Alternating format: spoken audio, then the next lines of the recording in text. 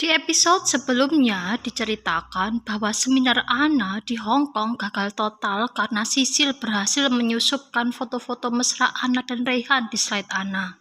Apa yang terjadi pada Anna selanjutnya, guys? Inilah alur cerita episode 7.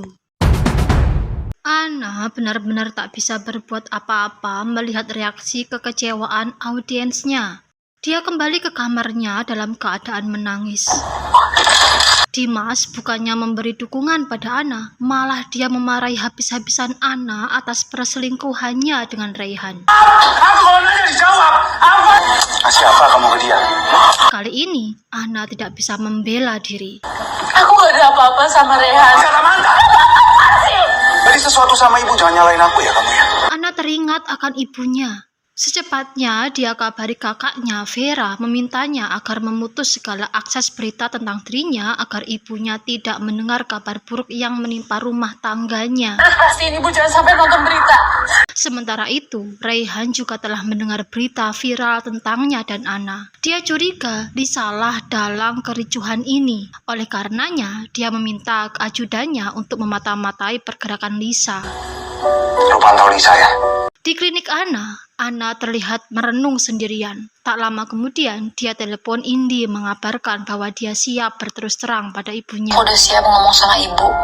Tapi sayang, langkah Anna terlambat. Ibu Anna lebih dulu mendengar berita buruk tentang Anna dari tetangganya yang kebetulan pada hari itu mampir ke rumah ibu Anna untuk menagih uang arisan. Prihatin ya tentang Mbak Anna. Saudara, saat ini saya sedang... Karena shock, ibu Anna pingsan. Ibu Anna segera dilarikan ke rumah sakit. Anna ingin menemani ibunya, tapi dilarang oleh kakaknya Vira karena kakaknya takut kesehatan ibunya makin menurun apabila dia melihat Anna. Ngapain kamu masih di sini? Kamu makin tambah parah keadaannya. Di hadapan Dimas, Ibu Tuti mengungkapkan kekecewaannya pada perilaku Anna. Munafik banget, itu lebih parah daripada pasiennya. Disinilah terlihat betapa egoisnya Dimas. Dia tega berbohong pada Ibu Tuti dengan memutarbalikkan fakta dengan menjelek-jelekkan Anna berselingkuh dengan Rayhan, pria yang jauh lebih kaya dan sukses darinya. Sanjay, saya nggak ada apa-apanya lah bu.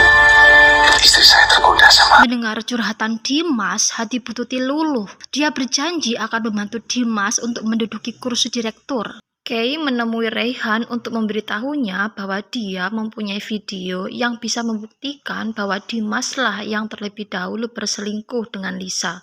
Kay berharap dengan video itu Rayhan bisa menggagalkan ambisi Dimas untuk menjadi direktur. Karena dia gak pantas menjadi direktur. Saya bisa kasih video ini buat Bapak.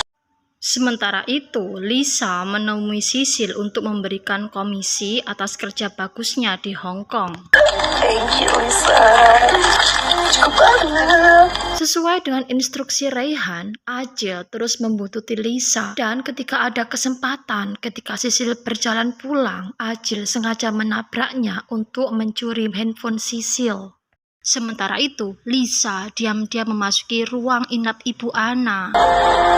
Beruntungnya, belum sempat dia melancarkan aksinya, Anna dan dua saudaranya memergokinya. Segera saja Indi mengusir Lisa. Pergi gak? Aku panggil security. Ibu Anna bertanya pada Anna apakah benar Dimas berselingkuh dengan Lisa.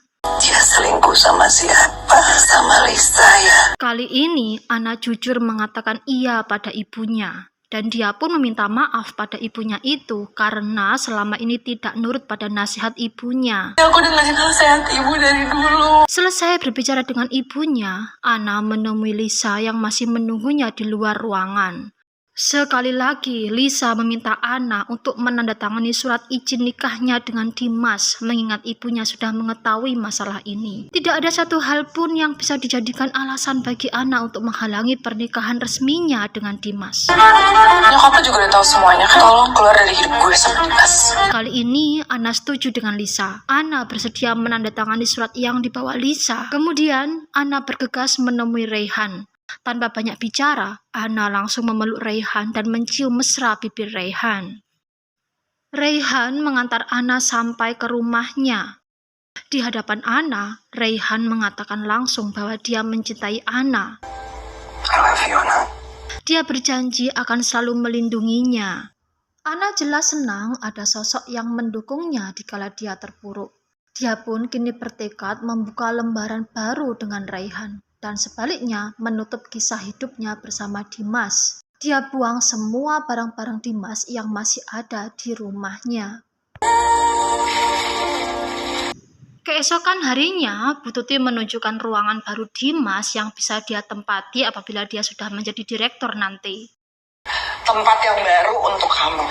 Pulang ke rumah, Dimas langsung memamerkan ruangan barunya pada istrinya, Lisa. Lisa turut bahagia. Dia juga menunjukkan apa yang sudah diperolehnya, yaitu tanda tangan Ana di surat izin nikah resminya. Melihat ini, Dimas bukannya senang, tapi sebaliknya, dia malah memarahi Lisa. Dia katakan tindakan Lisa ini tolol karena sama saja dia membongkar rahasianya ke media bahwa yang sebenarnya selingkuh bukan Ana tapi Dimas. Kalau sudah begitu, bisa-bisa impiannya untuk menjadi direktur gagal total. Tapi ini Ana tuh lagi kena bola panas. Tadi ini semua bisa berantakan cuma gara-gara plan ke Ana sih. Mikir dulu loh sebelum kamu ambil goblok tolol jadi orang. Dimas mendatangi Ana di kliniknya. Dia katakan bahwa dia sudah merobek surat izin nikahnya dengan Lisa. Surat dari Lisa udah aku sobek-sobek. Dimas berusaha merayu Ana, tapi Ana menanggapinya dengan dingin. Kemudian dia tunjukkan surat gugatan cerainya pada Dimas. Melihat ini, Dimas jelas marah. Dia paksa Ana untuk mengaku apa saja yang sudah dia lakukan dengan Raihan. Ini kamu serius mau ngegugat cerai aku sama Rehan?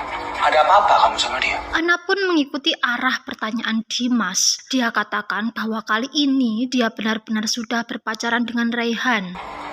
Sekarang iya. Dimas hendak memukul Ana, tapi beruntungnya C segera menahannya dan mengusir keluar Dimas. Sementara itu, Lisa terlihat menemui mantan pacarnya di sebuah rumah sakit. Dia tunjukkan bukti berupa sebuah surat yang menyatakan bahwa bayi yang ada di perut Lisa adalah benar anak Dimas, bukan anak mantan pacarnya, Ali. Pria itu pun pergi meninggalkan Lisa tanpa menaruh curiga sedikit pun pada Lisa. Padahal surat itu sudah direkayasa Lisa dengan membayar petugas lab. Mas, kalau hasil tes DNA-nya direkayasa, segini cukup nggak? Lisa kemudian menyopek surat itu, kemudian membuangnya ke tempat sampah. Acil diam-diam mengambil surat yang dibuang Lisa tadi. Di kantor healing, Bu Tuti berbicara dengan salah satu founder healing lainnya. Dia mengungkapkan ketakutannya bahwa Raihan bakal tidak setuju dengan keinginannya untuk mengangkat Dimas sebagai direktur. Ternyata rekan Bu Tuti ini justru berpihak pada Raihan. Ini perusahaan, bukan bakti sosial. Mendengar ini, Bu Tuti tampak semakin ragu. Hubungan Raihan dan Ana semakin lama semakin mesra. Raihan mengungkapkan penyesalannya karena dulu tidak berani mengungkapkan perasaannya pada Ana. Dia pun meminta Ana untuk tidak sungkan meminta bantuan padanya apapun itu. Nggak akan ada air mata sedih lagi buat kamu. Di sini aku bantuin kamu ya. Hari berikutnya, Ana mengundang Raihan untuk makan malam di tempatnya. Terlihat rona kebahagiaan terpancar di wajah keduanya. Kelihatannya enak banget sih, ini favorit aku loh. Sayangnya, tak lama kemudian Dimas masuk ke rumah Ana. Melihat Ana menjamu Raihan dengan berbagai makanan enak, tentu Dimas marah. Ngapain dia ada di sini? Ana mengusirnya, tapi Dimas malah semakin marah, bahkan berani berbuat kasar padanya. Melihat ini, Raihan tentu maju membela Ana. Dia halangi Dimas agar tidak bertindak semakin jauh. Dimas sekarang semakin emosi. Dia pukul Raihan. Raihan tidak tinggal diam, dia pukul balik Dimas, kemudian meminta dua ajudannya menyeretnya keluar. Karena gue punya banyak bukti buat hancurin lo. Keterlaluan lo ya. Tingkah nekat Dimas tidak berhenti di situ. Dia datangi kediaman Ibu Ana. Kemudian dia marah-marah menyalahkan Ibu Ana. Menurutnya, karena ketidaksetujuannya atas hubungannya dengan Ana, jadinya Ana nekat selingkuh dengan Raihan. Tapi ternyata yang pengkhianat itu justru Ana. Benar-benar Dimas ini orang yang pandai memutarbalikkan fakta, guys. Kekesalannya karena gagal menjadi direktur, dia luapkan dengan menyalahkan orang-orang di sekitarnya. Ngaca, jangan sukanya nyalain orang terus. Dimas sama sekali tidak mau introspeksi diri. Oleh karenanya, mendengar cacian Dimas, Ibu Ana balik memarahinya, menyuruhnya untuk berkaca. Kamu ngaca. Tapi dasar Dimas orang yang sangat egois. Baginya, apa yang dilakukannya semuanya benar. Dia selingkuh dengan alasan Ana mandul. Ibu Ana sudah tidak mau mendengar segala alasan Dimas. Dia usir Dimas dengan kasar. Ibu Ana benar-benar shock. Dia berjalan ke kamar dengan dibopong oleh Indi dalam keadaan gemetar sambil tak henti-hentinya memanggil nama anak. Ibu mau ketemu anak. Begitu sampai di atas kasur, Ibu Ana menghembuskan napas terakhirnya. Sini Indi teleponin Mbak Ana ya, Bu. Saksikan kelanjutan series ini hanya di channel Rani Muntasari. Jangan lupa subscribe, like, dan komen agar channel ini bisa terus berkembang. Terima kasih. Bye-bye.